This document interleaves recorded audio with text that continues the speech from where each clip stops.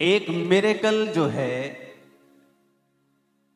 वो लोगों को साल्वेशन में लेके आ सकता है। आप ऐसे किसी व्यक्ति को बोलो जो पुलिस में है, जो फौज में है, जो उनको बोलो कि बैप्टिज्म लो, परमेश्वर को मानो, जब तक उनकी जिंदगी में आप प्रमाण नहीं देखते। जीसस ने कहा था जब तक तुम चिन्ह और चमत्कार नहीं देख लोगे कदापि विश्वास नहीं करोगे। आप जानते हैं पौलुस, अगर आप यूरोप की साइड चले जाएं तो हर गली में वहां पे चर्च है, और अगर आप उसके प्रभाव को देखोगे तो उसका जब आप बीज देखोगे, उसका अंकुर देखोगे, बीज देखोगे तो आपको पौलुस में नजर आएगा। क्योंकि पौलुस था जो उस एरिया में कहता मैंने इतना प्रचार किया कि मेरे प्रचार करने की अब जगह नहीं बची थी। वहां पे इटली में वेनिस नाम की एक जगह है जहां सब बॉलीवुड लोग सब घूमने जाते हैं, वहां जो पानी के ऊपर बसा हुआ है। आपको 1200 800 साल पुराने घर मिलेंगे वहां पे। लेकिन अगर आप चर्च देखेंगे वहां हर गली में है, और चर्च देखेंगे घरों से 100 गुना बेहतर, 100 गुना ब्यूटीफुल बनाया उन्होंने। राजे का अपना पर्सनल चर्च था, लोगों के हर मोहल्ले का अपना पर्सनल, हर एक व्यक्ति का वहां पे आना जाना था चर्च के अंदर। आज उस इलाके में बहुत से आपको लगता है लोग परमेश्वर में नहीं हैं, लेकिन जब आप उनकी जिंदगियां देखेंगे, जब परमेश्वर के लिए खड़े होने की बारी होती है वो सब खड़े होते हैं। जेलस हैं वो परमेश्वर के लिए। पूरी दुनिया में जहां जहां क्रिश्चियन परसिक्यूशंस होती हैं वही लोग हैं एक्चुअल में पीछे जो काम करने वाले लोग हैं। क्योंकि हर परिवार में कोई ना कोई पास्टर है वहां, हर परिवार में कोई ना कोई प्रेरित है, हर परिवार में कोई ना कोई प्रॉफिट है। परमेश्वर की सेवकाई में लोग जुड़े हुए हैं, दूर से नजदीक से, वो सब लोग परमेश्वर के साथ हैं। लेकिन अगर आप पौलुस को देखेंगे तो बाइबल कहती है कि जब उसने कहा जब मैं तुम्हारे पास आया तो शब्दों और ज्ञान की उत्तमता के साथ नहीं आया। आज लोगों को लगता है कि अगर मेरे को शब्दों का बड़ा अच्छा ज्ञान होगा, मैं बड़ा अच्छा बोल सकता हूंगा तो रूहें बच जाएंगी। परमेश्वर ने के दास पौलुस ने कहा परमेश्वर का राज्य बातों में नहीं सामर्थ में है, कि जहां पर परमेश्वर की सामर्थ होगी वहां पर लोग जल्दी बचाए जाएंगे और जल्दी खुदा पे विश्वास करेंगे। वचन कहता है जब पतरस ने लंगड़ा चलाया, जब परमेश्वर के चेल पतरस यूहन्ना जब जा रहे थे तो जब लंगड़ा चलाया तो वचन कहता है कि बहुतेरों ने उस लंगड़े को चंगा होकर जब देखा तो बहुतेरों ने परमेश्वर के ऊपर विश्वास किया। जब लाजर को मुर्दों में से जिलाया गया, अगर आप वचन पढ़ेंगे तो जो कट्टर परमेश्वर के विरोधी थे, बाइबल कहती है कि बहुतेरे लोगों ने लाजर के जिंदा होने को जब देखा तो बहुतेरों ने परमेश्वर प्रभु यीशु मसीह के ऊपर विश्वास किया। अगर आप बाइबल की गहरी स्टडी करेंगे तो बाइबल ये बताती है कि प्रभु यीशु मसीह ने जब अपने चेलों को भेजा था तो कहा था जाओ और बीमारों को चंगा करो। ये कमांड सब सेवकों के लिए है। लेकिन जब वो देखते हैं कि चंगाई नहीं हुई तो चंगाई से अपना हाथ पीछे कर लेते हैं और वचन प्रचार करने लग जाते हैं। बोलते कि नहीं, ये चंगाई जरूरी नहीं है उद्धार के लिए, चंगाई जरूरी नहीं है उद्धार के लिए, लेकिन अगर ये वरदान आपके पास हो तो लोग 100 गुना जल्दी स्पीड से परमेश्वर में उद्धार को ग्रहण करते हैं। ये बैप्टिज्म लोग है, हाँ जी। पता लग गया परमेश्वर यीशु मसीह है, हाँ जी लग गया पता। आप वचनों से समझाने की कोशिश करो, उसने भी 100 तरह की कहानियां अपने तरफ की सुनी होती हैं, आप भी उन्हें कहानियां सुनाते हैं। लेकिन बाइबल कहती है जब वचन का प्रचार आत्मा की सामर्थ्य से किया जाएगा तो लोगों के हृदय छिद जाएंगे और लोग परमेश्वर पर यकीन करेंगे। और आत्मा की सामर्थ्य आप में है, इस बात का प्रूफ ये होगा कि आप जब लोगों के लिए प्रार्थना करेंगे परमेश्वर उनको शैतान से मुक्ति देगा। इसीलिए आप लोग देखते हैं कि जो लोग डिलीवरेंस मिनिस्ट्री में होते हैं वो इस डिलीवरेंस पे विश्वास करते हैं। चंगाई पे विश्वास करते हैं, मिरेकल्स पे विश्वास करते हैं, डिलीवरेंस पे विश्वास करते हैं, लोग हमेशा उनका खिलाफत करते हैं। क्यों? क्योंकि शैतान को डिलीवरेंस मिनिस्ट्री से नफरत होती है। उसे पता है कि ये सेवकाइयां ऐसी हैं जो लोगों को प्रूफ कर देंगे कि परमेश्वर यीशु मसीह जीवित परमेश्वर है। इसीलिए प्रभु यीशु मसीह ने अपने चेलों को कहा था, जाओ और बीमारों को चंगा करो, लंगड़ों को चलाओ। लेकिन आज लोग आधा सुसमाचार दे रहे हैं, क्योंकि ये चीजें उनसे होती नहीं। जब होती नहीं तो वो इसको काट देते हैं। आप आधा सुसमाचार क्यों प्रचार कर रहे हैं? आप पूरा सुसमाचार प्रचार कीजिए। आप पापों के विषय में भी बताइए, आप उद्धार के विषय में भी बताइए, आप हीलिंग के विषय में जिसके लिए प्रभु यीशु मसीह ने कोड़े खाए हैं उसके बारे में भी बताइए। वो मिरेकल करता है उसके बारे में भी बताइए। शैतान भी मिरेकल करता है। शैतान जीसस क्राइस्ट के जैसे बड़ा मिरेकल नहीं करता। वो लंगड़ों को चला नहीं सकता है, वो चिन्ह चमत्कार दिखाता है, ओछे मिरेकल्स करता है।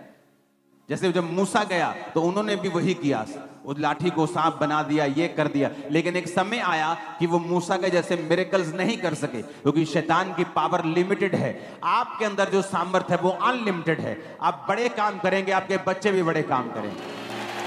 यीशु मसीह ने कहा शैतान को नहीं निकाल सकता है, अगर वो निकाले तो उसके घर में फूट पड़ गई। तो एक विश्वासी को यह बुद्धि होनी चाहिए। कौन कामयाब हुआ है बाइबल में? जिसके पास ईश्वरीय बुद्धि थी, डिवाइन विजडम। किन के पास थी डिवाइन विजडम? कि परमेश्वर के काम को, परमेश्वर की बुलाहट को, परमेश्वर की डिवाइन ईश्वरीय बुद्धि के साथ कंप्लीट करना। रूथ को देख लो, एस्तर को देख लो। जब यहूदियों के ऊपर दिक्कत आई और मोर्दके ने बताया एस्तर को कि अब सारे यहूदी मारे जाएंगे, तो एस्तर ने क्या किया? ईश्वरीय बुद्धि का प्रयोग किया कि रोजे रखो। सब लोग तीन दिन रात के रोजे रखेंगे, पिएंगे भी नहीं, कुछ ड्राई फास्टिंग करेंगे। क्या है ये? डिवाइन विजडम, ईश्वरीय बुद्धि। अगर उसके पास ईश्वरीय बुद्धि नहीं होती तो वो सोच विचार करती कि मैं राजे के पास जाती हूं, थोड़े सुंदर कपड़े डाल के जाती हूं, थोड़ा इसको प्यार से बहकाती हूं, शायद राजा मेरी बात मान जाए। तो हो सकता उसी वक्त वो भी मर जाती, क्योंकि वो भी एक यहूदी थी। पर उसने ईश्वरीय बुद्धि का प्रयोग किया। कई बार आप संसारिक बुद्धि का प्रयोग करने लगते हैं और भीख मांगने लगते हैं हेल्प की, और आप निराश होते हैं। आप संसारिक बुद्धि का प्रयोग करते हैं और सेवा चलाना चाहते हैं, आपकी ग्रोथ नहीं होती, बरकत नहीं होती, लोग बचते नहीं, पाप से मन नहीं फिराते। लेकिन जब आप ईश्वरीय बुद्धि को लेते हैं, उसने कहा ठीक है हम 3 दिन रात के रोजे रखेंगे। 3 दिन रात के रोजों में क्या हुआ? राजे को नींद नहीं आई। कहता नींद नहीं आई, पुस्तक मंगवाओ, पुस्तक मंगवा के पढ़ाओ, मुझे क्या हुआ मेरे राज्य में। पुस्तक में लिखा था कि तेरी जान को किसी ने बचाया। कहता है मेरी जान को किसी ने बचाया? तो उसको क्या दिया तुम लोगों ने? कुछ नहीं दिया। कहता है यार ये बड़ी गलत बात की तुमने, किसी ने मेरी जान बचा दी इतनी बड़ी, और तुम लोगों ने अभी तक उसके साथ कुछ नहीं किया। जाओ बुलाओ, मैं उसका आदर करूंगा। कौन था वो? मोर्दके। राजा को नींद ना आना, जो सब प्रकार की शराब, सब प्रकार का मादक पदार्थ यूज करते हैं, उनको तो वैसे ही नींद आ जाते थे। लेकिन ये रोजे थे, ईश्वरीय बुद्धि से किया गया कार्य था कि उसको नींद नहीं आई। आप घर चलाना चाहते हैं, बिजनेस चलाना चाहते हैं, एक है शारीरिक बुद्धि जो अच्छी है, परमेश्वर देता है किसी को। लेकिन कई बार जो परमेश्वर की बुद्धि है वो शारीरिक बुद्धि के ऊपर ओवरकम कर जाती है, और कई बार शारीरिक बुद्धि काम नहीं आती, और वहां पर हमें ईश्वरीय बुद्धि का प्रयोग करना होता है। सेवा को बढ़ाने के लिए शारीरिक बुद्धि नहीं चाहिए। पौलुस कहता है मैं वचन और ज्ञान की उत्तमता के साथ नहीं आया तुम्हारे पास। कहीं वो ये भी लिखता है कि मैं तुम्हें 10,000 बातें बोल सकता हूं, लेकिन परमेश्वर का राज्य बातों में नहीं है, सामर्थ्य में है। अगर तुम लंगड़े चला सकते हो, तुम 10,000 लाइन मत बोलो, 10 लाइन बोल के 10 लंगड़े चला दो, 10,000 लोग आ जाएंगे परमेश्वर में, मैं आपको बता रहा हूं। तुम इतना ही बोल दो, जीसस क्राइस्ट उद्धार करता है, वो मुक्ति दाता है, उसने हमारे पापों के लिए ये किया, हमारी चंगाई के लिए ये। आप ऐसे ही बोल के हीलिंग्स कर दो, डिलीवरेंस कर दो, मिरेकल्स कर दो, लोग परमेश्वर को ग्रहण कर लेंगे। आप 10,000 बातें बोलते हैं, लोगों ने भी 20,000 सुनी होती हैं, तो टाइम लगता है, क्योंकि आपका प्रचार बिना सामर्थ्य के है। बहुत से लोग हैं, आप अकेला प्रचार करना चाहते हैं, करें, लेकिन सामर्थ्य के साथ करें, अभिषेक के साथ करें। हालेलुया। क्यों सामर्थी लोग जवाब नहीं देते लोगों को? उसका रीजन है, जो खाली है वो तो खाली है, उसे पता है कि मैंने सिर्फ जाके प्रचार करना है, उसको किसी सामर्थ्य की जरूरत नहीं। लेकिन जो भरा हुआ है उसे मालूम है, अगर मैं फालतू चीजों में पढ़ूंगा तो मैं प्रार्थना कैसे करूंगा, प्रार्थना में डिस्टर्ब रहूंगा, तो मुझे तो काम करने हैं, मुझे तो प्रैक्टिकल करना है, तो वो प्रेयर में रहता है, वो सामर्थ्य इकट्ठी करने में रहता है, क्योंकि उसे पता है कि परमेश्वर का राज्य सामर्थ्य में है। उसे पता है अगर मैं प्रेयर कम करूंगा तो सामर्थ्य कम होगी, वो प्रेयर करने में लगा रहता है। इसीलिए सामर्थी लोग बहुत कम लोगों को जवाब देते हैं। कितने मेरी बात को समझ रहे हैं? क्योंकि उन्हें पता है परमेश्वर का राज्य सामर्थ्य में है। जीसस ने कहा जाओ और लंगड़ों को चलाओ। कौन है जो आज उसकी आज्ञा को पूरा कर रहा है? हम आधा अधूरा सुसमाचार सुनाते हैं, और दूसरी बात जो अच्छा सुना रहे हैं उनके भी खिलाफ चलते हैं। तो परमेश्वर ने क्या कहा? हाय तुम पर अगर सब तुम्हें भला कहें, हाय तुम पर अगर सब तुमसे प्यार करें, क्योंकि सब उन भविष्यद्वक्ताओं से प्यार करते थे जो सब परमेश्वर के खिलाफ थे, जो परमेश्वर के खिलाफ भविष्यद्वक्ता थे, झूठे भविष्यद्वक्ता, सब उनसे प्यार करते थे, वचन कहता है। लेकिन बाइबल कहती है अगर तुम मेरे नाम के कारण सताए जाते हो तो धन्य हो, ये परमेश्वर का आत्मा तुम्हारे अंदर वास करता है। निशानी है, कॉन्ग्रेचुलेशन, उसका आत्मा आपके अंदर है। हालेलुया। तो आपको ये बात समझनी है कि मुझे आपको डिवाइन विजडम चाहिए। पौलुस के अंदर डिवाइन विजडम थी, उसे मालूम था मुझे रूहें कैसे बचानी है, कि मैं ज्ञान की उत्तमता के साथ रूहें नहीं बचा पाऊंगा अगर जब तक मैं सामर्थ्य में नहीं बढ़ूंगा। तो वो फास्टिंग्स करते थे, प्रार्थनाएं करते थे, जीवन इस तरह से अपना बिताते थे कि परमेश्वर का मसा उनकी जिंदगी के ऊपर रहे। लेकिन जिन लोगों को सामर्थ्य इकट्ठा करने का कोई शौक नहीं है, आप उनको 10 तरह की बातों में उलझा सकते हैं, वो उलझे भी रहेंगे, क्योंकि उनको तर्क वितर्क करने का रोग है, क्योंकि वो फ्री हैं, उन्हें सामर्थ्य की जरूरत नहीं है। लेकिन वचन कहता है कि अगर आपको रूहें बचानी है तो परमेश्वर का राज्य सामर्थ्य में है, बातों में नहीं है। हालेलुया। बाइबल में देखो कहां कहां डिवाइन विजडम, ईश्वरीय बुद्धि आपको चाहिए, आपके घर के लिए, आपके बिजनेस के लिए, आपकी सेवकाई के लिए, कि कहां पर मैंने ईश्वरीय बुद्धि को लगाना है और आगे जाना है। ऊंची आवाज में बोलो हालेलुया। नीति वचन 9 उसकी 10 और 11 आयत में लिखा है, यहोवा का भय मानना बुद्धि की शुरुआत है और परम पवित्र ईश्वर को जानना ही समझ है।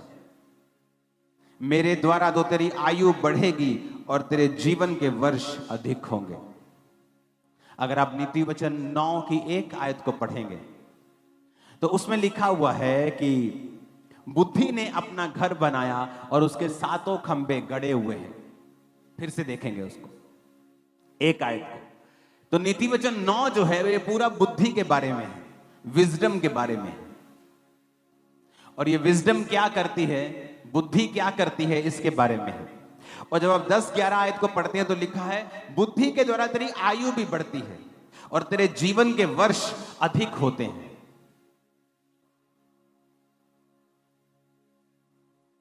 लोग बोलते हैं जितनी लिखी है उतनी लिखी है। तुम अपनी आयु में कुछ बढ़ा घटा नहीं सकते, लेकिन वचन इसका इनकार करता है। वचन क्या कहता है?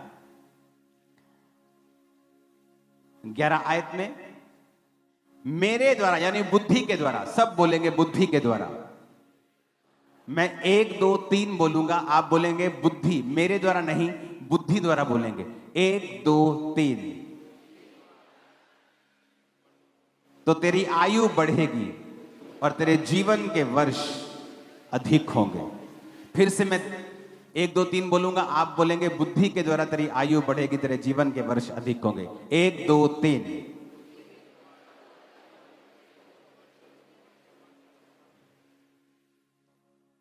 क्या कहता है वचन?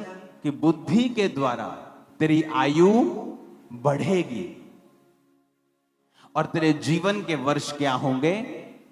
अधिक होंगे। इसका मतलब आप अपनी आयु को क्या कर सकते हो? बुद्धि के द्वारा बढ़ा सकते हो। अपने वर्षों को क्या कर सकते हो? बढ़ा सकते हो। कि बुद्धि के द्वारा तेरी आयु बढ़ेगी, तो ये आपके हाथ में है। परमेश्वर ने कहा अगर तू डिवाइन विजडम से चलेगा, और बुद्धि मिलती कैसी है? ईश्वरीय बुद्धि आती कैसे है? वो 10 आयत में लिखा हुआ है। कहता है यहोवा का डर मानना बुद्धि की क्या है? शुरुआत है। आप चोरी करने लगते हैं, आपको परमेश्वर का डर आता है, आप हट जाते हैं। आप पाप करने लगते हैं, आपको परमेश्वर का डर आता है, आप हट जाते हैं। इसका मतलब परमेश्वर की जो बुद्धि है वो शुरू हो चुकी है। सुलेमान के अंदर ईश्वरीय बुद्धि थी, और वचन कहता है कि इस दुनिया में जिस भी काम पर वो हाथ लगाता था वो कामयाब होता था। उसी बुद्धि की वजह से वो सबसे ज्यादा अमीर था, क्योंकि वो बुद्धि बाइबल कहती है कि परमेश्वर ने उसको दी थी। आज बहुत से घरों में प्रॉब्लम्स हैं बुद्धि ना होने की वजह से। बहुत से बिजनेस रन नहीं हो पा रहे बुद्धि ना होने की वजह से। बहुत सी सेवकाइयों में रिजल्ट नहीं है बुद्धि ना होने की वजह से। और इसको पाना कोई बहुत मुश्किल बात नहीं है।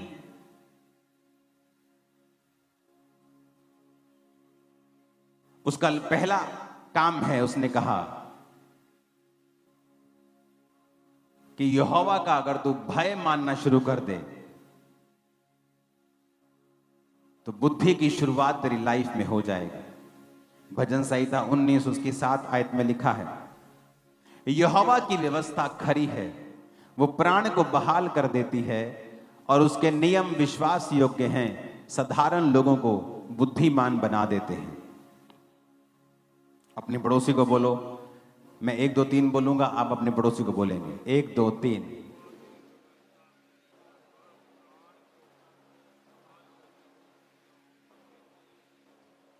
क्या करती हैं वो? साधारण लोगों को क्या करती हैं?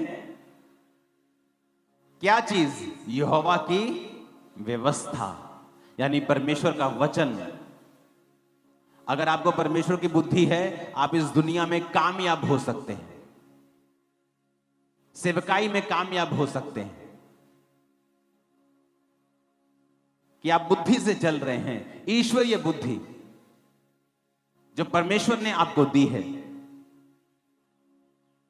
आपकी सांसारिक बुद्धि तो कुछ कह रही है, लेकिन ईश्वरीय बुद्धि कुछ और कह रही है। आपकी सांसारिक बुद्धि क्या कह रही है मैं इसको बताता हूं अभी, लेकिन ईश्वरीय बुद्धि क्या कह रही है? वचन में लिखा है कि तू अपना पलटा खुद मत लेना, यहोवा के क्रोध को अवसर देना, वही तुम्हारा पलटा लेगा। यह ईश्वरीय बुद्धि है। सांसारिक बुद्धि क्या है मैं इसको बताता हूं, ये मेरे खिलाफ बोलता है, इसको बताता हूं मैं। ईश्वरीय बुद्धि क्या है? तू अपना पलटा खुद ना लेना। सांसारिक बुद्धि है कि मैं इसका इनडायरेक्ट कोई नुकसान करता हूं। ईश्वरीय बुद्धि है कि पलटा लेना परमेश्वर ने कहा मेरा काम है। तो हर एक चीज में जब आप ईश्वरीय बुद्धि को अप्लाई करना शुरू कर देते हैं, आपकी लाइफ ऑटोमेटिकली दूसरों से कहीं अधिक अलग और ऊंची नजर आती है कुछ ही सालों में। और जितना आप प्रैक्टिकल करते जाते हैं, आप देखते हैं कि आपने परमेश्वर के वचन को माना, बुद्धि तो कुछ और कहती थी, लेकिन बाइबल की बुद्धि, ईश्वरीय बुद्धि कुछ और कहती थी। और जब मैंने इसको माना तो मेरी लाइफ में यह रिजल्ट आया। यूसुफ के भाई कुछ और थे, यूसुफ कुछ और था, क्योंकि वो ईश्वरीय बुद्धि से चल रहा था। जब वो गड्ढे में गया और बिक गया, और जब पोतीफर के घर में नौकरी करने लगा, उसी ईश्वरीय बुद्धि के कारण जो उसके अंदर थी, परमेश्वर ने उसको वहां भी ब्लेस किया। वो जेल में चला गया, उसी बुद्धि के कारण परमेश्वर ने उसे वहां भी ब्लेस किया। लिखा वो भाग्यवान पुरुष हो गया। इतनी मुसीबतों के बावजूद भी बाइबल उसे भाग्यवान पुरुष कह रही थी। और उसी बुद्धि के कारण उसने राजा के स्वप्नों को बताया। उसी बुद्धि के कारण वो प्रधानमंत्री की पोस्ट तक पहुंच गए। तो आपके पास दो चॉइस होती हैं। अगर आप सांसारिक रीति से चलना चाहते हैं या आप ईश्वरीय रीति से चलना चाहते हैं। अगर आप ईश्वरीय बुद्धि से चलेंगे, आप अपने आप को कुछ ही सालों में दूसरों से कहीं अधिक ऊंचा पाएंगे, टॉप पे होंगे आप। मैं आपको बता रहा हूं, बशर्ते आप अपनी बुद्धि से नहीं, आप परमेश्वर की बुद्धि से चलें। और कैसे शुरुआत होती है इसे? यहोवा का भय मानना बुद्धि की क्या है? शुरुआत है। आप निंदा करने में घबराते नहीं, आपके अंदर परमेश्वर की बुद्धि नहीं है। आप चुगली करने समय घबराते नहीं, आपके अंदर परमेश्वर की बुद्धि नहीं है। आप सांसारिक रीति से बहुत बुद्धिमान हो सकते हैं, लेकिन ईश्वरीय रीति से आप बिल्कुल भी बुद्धिमान नहीं हैं। वचन कहता है कि यहोवा की व्यवस्था खरी है, प्राणों को बहाल करती है, उसके नियम विश्वास योग्य हैं, साधारण लोगों को बुद्धिमान बना देते हैं। अगर आपके अंदर परमेश्वर की बुद्धि नहीं तो आप पा सकते हैं। पहला काम, परमेश्वर से डरना, पाप ना करना। दूसरा काम, परमेश्वर के वचनों को रोज पढ़ना। नीति वचन 2 उसकी 3 से 6 में लिखा है, यदि तू प्रवीणता और समझ के लिए अति यत्न से पुकारे, उसको चांदी के समान ढूंढे, गुप्त धन के समान उसकी खोज में लगा रहे, तो यहोवा के भय को तू समझेगा और परमेश्वर का ज्ञान तुझे प्राप्त होगा।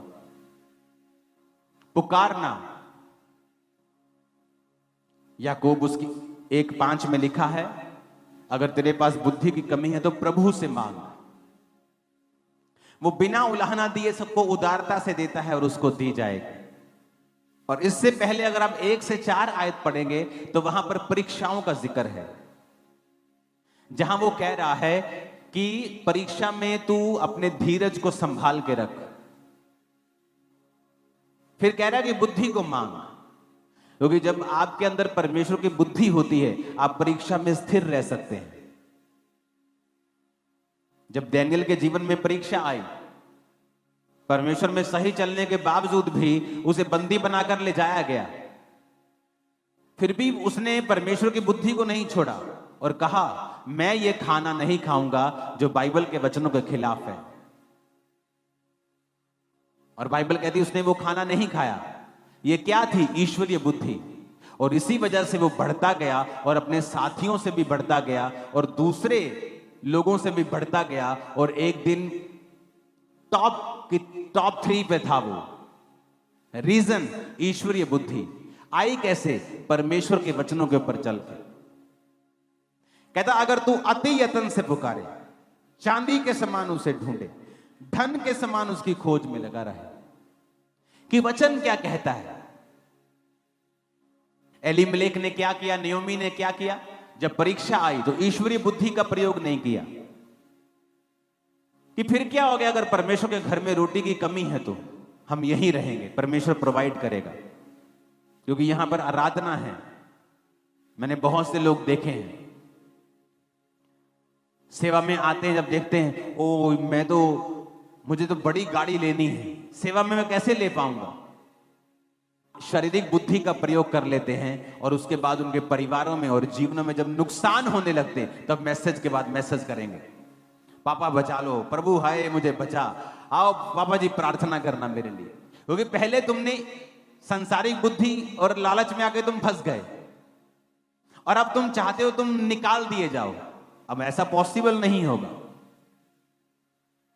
क्योंकि पहले तुम्हें ईश्वरीय बुद्धि को पूछना था कि क्या ये मैं ये काम करूं, क्योंकि हो सकता है परमेश्वर वहीं पर आपको इतनी बरकत दे और साथ में सुख भी दे जो आपको वहां मोआब में जाके नहीं मिलेंगे। आमीन। वचन क्या कहता है? संसारिक बुद्धि का प्रयोग किया, चलो मोआब में चलते हैं, लेकिन ईश्वरीय बुद्धि क्या कहती थी? वहां मत जाओ जहां यहोवा की आराधना नहीं है, जहां पर तुम्हारी स्पिरिचुअल लाइफ के साथ कॉम्प्रोमाइज हो जाएगा, जहां पर शैतान तुम्हारी जिंदगी में काम करेगा, बच्चे तुम्हारे बिगड़ सकते हैं। वही बात हुई, वहां गए और दोनों बच्चों ने उन्हीं की लड़कियों के साथ शादी कर ली। पति मरा, बेटे मरे, एक बहू छोड़ के चली गई। जो बच गई उसने ईश्वरीय बुद्धि लगाई कि यहोवा की आराधना करना मुझे मंजूर है, और वापस वहीं चले गए जहां से आए थे, बैतलहम में। और फिर क्या हुआ? जब ईश्वरीय बुद्धि लगाई, फिर से परमेश्वर ने रिस्टोर कर दिया, फिर से बेटा दिया, वो नयोमी का कहलाया, और बोझ रूत को दिया, उसके द्वारा और बच्चे पैदा हुए, और दाऊद की परदादी वही हुई, ईश्वरीय बुद्धि। आप कामयाब होना चाहते हैं तो लंबा चलने की सोचें, सांसारिक बुद्धि का प्रयोग ना करें, लंबा चले। सांसारिक बुद्धि अच्छी है, गुड है, लेकिन जहां पर ईश्वरीय बुद्धि प्रयोग होती है वहां पर आप सांसारिक बुद्धि को प्रयोग नहीं कर सकते। कितने मेरी बात को समझ रहे हैं? आप सांसारिक बुद्धि का प्रयोग कहां करना है, मैं आपको बताता हूं कि कहां सांसारिक बुद्धि का प्रयोग करना है, कहां ईश्वरीय बुद्धि का प्रयोग करना है। मैं परमेश्वर में आया, मेरे घर ने मुझे धमकी दी, तेरे पास्टर को पीटेंगे। कोई रिलेशनशिप नहीं थी, तू कैसा है, क्या है, नथिंग, तू ठीक है कि नहीं है, नेवर। संसारी बुद्धि क्या कहती थी? यार जे अपने घर वाले नाराज रहेंगे तो मैं क्या कर लूंगा, फैमिली साथ नहीं होगी तो क्या कर लूंगा, तो मैं वापिस चला जाता। ईश्वरीय बुद्धि, अड़ा रहे और खड़ा रहे, तू बच, तेरा घराना उद्धार पाएगा। ईश्वरीय बुद्धि कहती थी तू बच, तेरा घराना बचाया जाएगा, पहले तू तो बच। पापा मेरे लिए प्रार्थना करना, मेरी फैमिली बचाई जाए। तुम बचे हो? बैप्टिज्म ले लिया? नहीं। हाँ बैप्टिज्म ले लिया। शराब पीते हो? हाँ। अरे तुम तो भी बचे नहीं हो पूरी तरह से, तुम बचे नहीं, तुम अब चाहते हो तुम्हारा घराना बच जाए। बाइबल कहती है तू बच, तेरा घराना बचाया जाएगा। पहले किन्नू बचन नहीं किया? तुहानू कहता पहले तू बच जा, तेरा घराना बचाया जाए। तो मैंने क्या किया? ईश्वरीय बुद्धि क्या किया? अपने आप को बचाया, पाप से बचा रहा, हर तरह के गलत काम से बचा रहा, नहीं गिरा परमेश्वर में आके, अपना मन परमेश्वर की ओर लगाए रहा, बचा खुद, अपने मम्मी को, डैडी को, ब्रदर की वाइफ, पूरी फैमिली को ऑलमोस्ट मैंने बपतिस्मा दिया। उसके बाद पूरी फैमिली को। सांसारिक बुद्धि सेम मेरे दोस्त के साथ हुआ। उसकी फैमिली ने उसे बुलाया बिठाया और कहा कि बेटा ये 2 शॉप्स हैं, 2 दुकानें हैं, घर है, इतना हम कमाते हैं, अगर तुझे चर्च चुनना है तो तेरे को प्रॉपर्टी में हम हिस्सा नहीं देंगे, तेरी शादी नहीं करेंगे।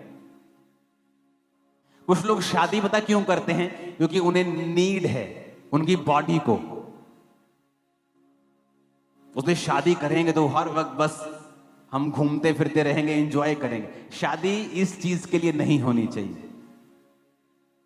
उसे लगा यार सारी चीजें सही आ रही है, फैमिली भी है, मैरिज भी हो जाएगी, प्रॉपर्टी, दुकान सब है यार।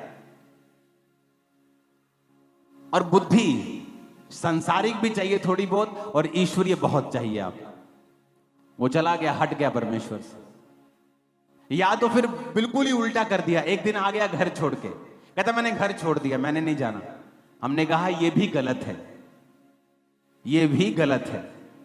उसको बैलेंस बनाना नहीं आया अपनी लाइफ में। गया तो वापस गया तो फिर पूरी तरह परमेश्वर को छोड़ दिया, प्रेशर में आ गया।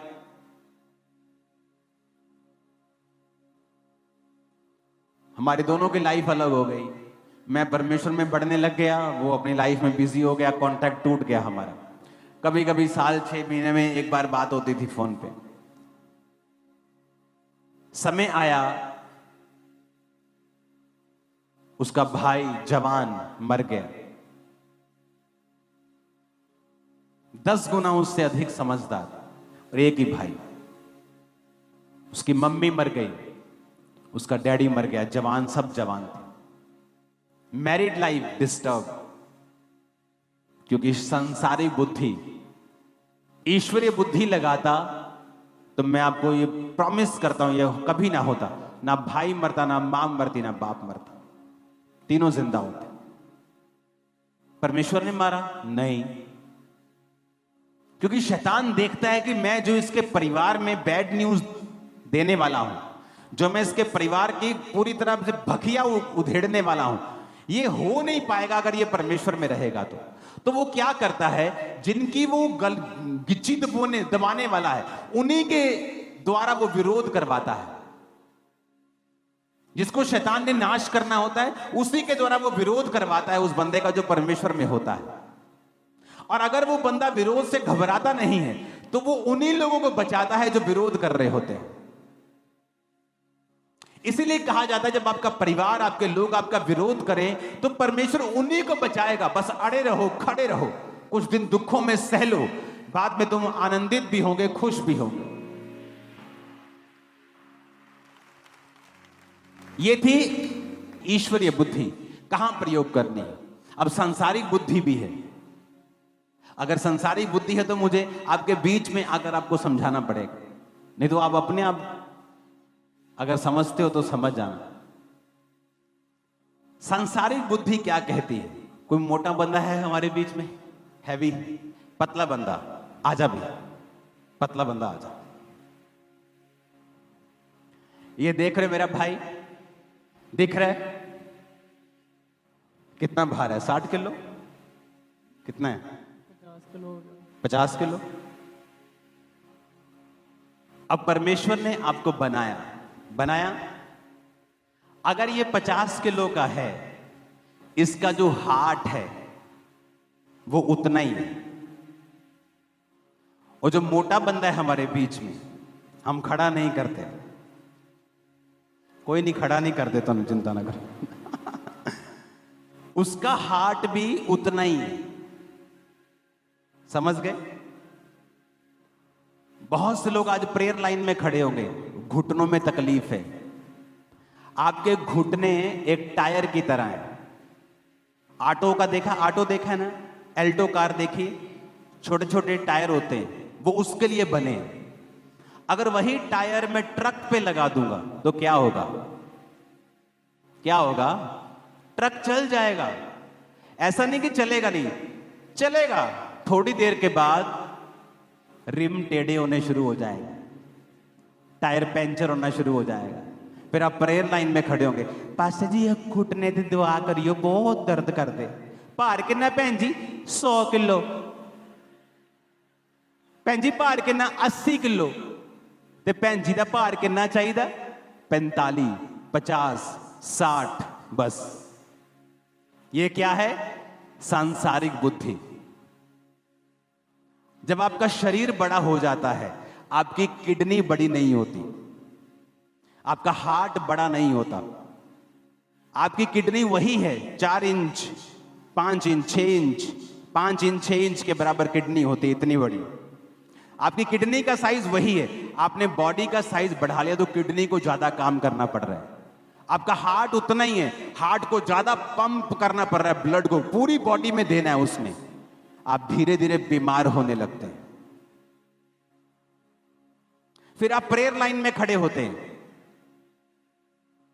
कि मेरे घुटने में पेन है, मेरे कूल्हे में पेन है, अपना भार कम करो। ये क्या है? सांसारिक बुद्धि। दोनों चाहिए आपको। क्या है? बोलो अपने पड़ोसी को, दोनों चाहिए। एक बार मैं अपना वेट कम कर रहा था और मेरे स्पिरिचुअल सन ने एक मैसेज किया, कहता पापा जी पहला जो ਤੁਹਾਡੇ चेहरे ਤੇ ਸੀ ਨਾ ग्रेस ਉਹ नहीं लग रही भार घटन तो बाद। मैं कहा गधया मैं पहला नालों ज्यादा हेल्दी हाँ, बहुत ज्यादा पहला नालों। लोग पता क्या सोचते हैं? मोटा आदमी मतलब आशीषित। अब मैं भार कम कर रहा हूं, कृपया मेरे लिए प्रार्थना मत कीजिएगा मेरा भार बढ़ जाए। हालेलुया। आप समझ रहे मेरी बात को? हार्ट उतना ही है, किडनी वही है, उसका साइज नहीं बढ़ेगा। किडनी नहीं देखती कि अच्छा बंदा 70 का 100 किलो हो गया तो मैं बड़ी हो जाऊं, ज्यादा काम। किडनी वही रहेगी, हार्ट वही रहेगा, लीवर वही रहेगा। आपने शरीर बड़ा कर लिया। आपके पास एक कमरे का, एक बेडरूम, एक किचन का घर था, आपकी नौकरानी रोज काम वाली आती थी, सफाई करती थी। आपने घर बड़ा ले लिया, पर स्टाफ वही है एक। वो कब तक काम करेगा? एक दिन थक जाएगा और छुट्टी कर लेगा। ये नहीं कि काम होगा नहीं, होगा, लंबा नहीं होगा। आप दुनिया में 99% ये देख लो, जितने लोग लंबा जिए हैं सारे पतले लोग मिलेंगे आपको, मोटा कोई नहीं मिलेगा। 99%। अगर आप स्टडी देखेंगे तो 20 साल से लेके 7 साल उम्र कम हो जाती है जो व्यक्ति मोटे हैं। ये सांसारिक बुद्धि है। अब मैं आपको ईश्वरीय बुद्धि सिखा दी, अब मैं सांसारिक भी सिखा रहा हूं। आपके पास दोनों होनी चाहिए। आमीन। पहले के लोग क्या खाते थे? वो बाजरा भी खाते थे, वो रागी भी खाते थे, कुतरे का आटा भी खाते थे, ज्वार भी खाते थे। आज के लोग क्या खाते? सिर्फ गेहूं। इसलिए वो बीमार है। परमेश्वर ने सब सारी चीजें बनाई। अगर आप लगातार एक ही खाना खाओगे तो परमेश्वर भी आपको बीमार होने से रोक नहीं सकता। आप रोज आटा, रोज चावल खाओगे, आप कभी हेल्दी नहीं रह सकते। आपको चेंज करना होता है। यह क्या है? सांसारिक बुद्धि। लेकिन जो ईश्वरीय बुद्धि है वो सबसे टॉप के ऊपर है। अगर वो है, आप कामयाब हो। आमीन। अब टायर तो छोटे छोटे हैं, पर मैंने ऑटो का टायर लिया और ट्रक पे लगा दिया तो घुटना क्या करेगा? अगर भार 150 किलो हो गया तो वो तो मारेगा चिक्के। वो तो बोलेगा भाई साहब कुछ सोचो, साडा भी कुछ सोच लो भाजी, कटाओ अपने आप में। आमीन। तो परमेश्वर ने ये बुद्धि दी है, इसलिए उसने आदम को एक अदन के बाग में रखा था और उसने कहा था यहां पर तू रहेगा और काम करेगा। आज कितने लोग हैं जो शारीरिक काम कर रहे हैं? तो बिजी रखो अपने आप को अगर हेल्दी रहना है तो। आमीन। बोलो अपने पड़ोसी को, ये है सांसारिक बुद्धि। अपने पड़ोसी को बोलो, ये थी सांसारिक बुद्धि।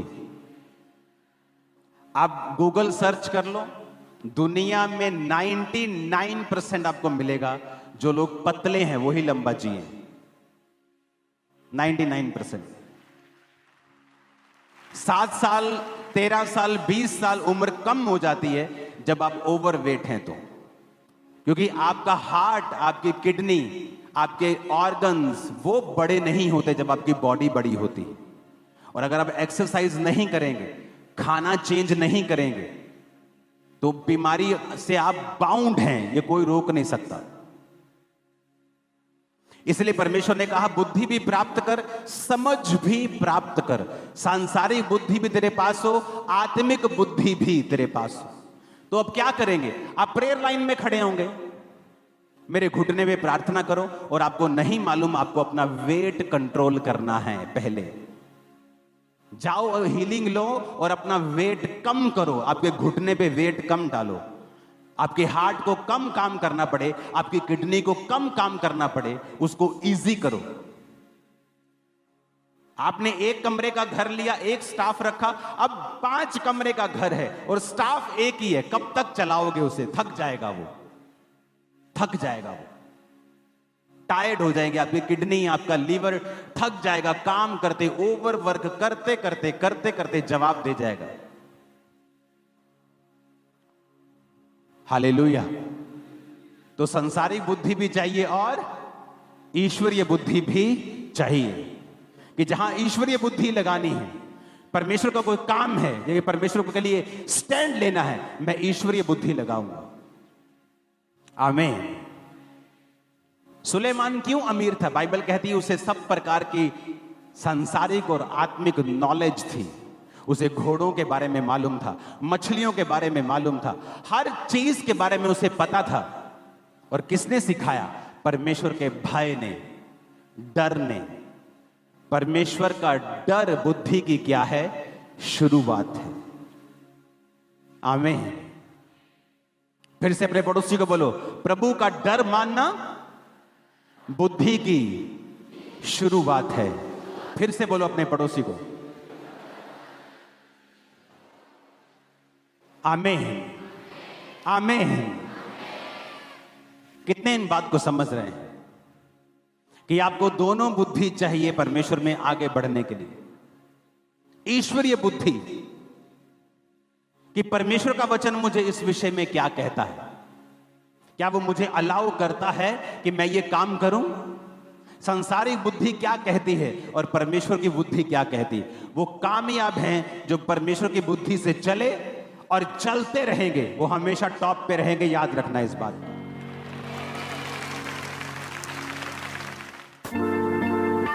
परमेश्वर के गहरे वेदों को परमेश्वर के दास के द्वारा जानने के लिए और ऐसी और नई वीडियोस को देखने के लिए हमारे YouTube चैनल को सब्सक्राइब करें और साथ में बेल आइकन को प्रेस करें, ताकि ऐसी और नई वीडियोस की नोटिफिकेशन सबसे पहले आप तक पहुंच सके। जुड़े रहें परमेश्वर की हजूरी के साथ।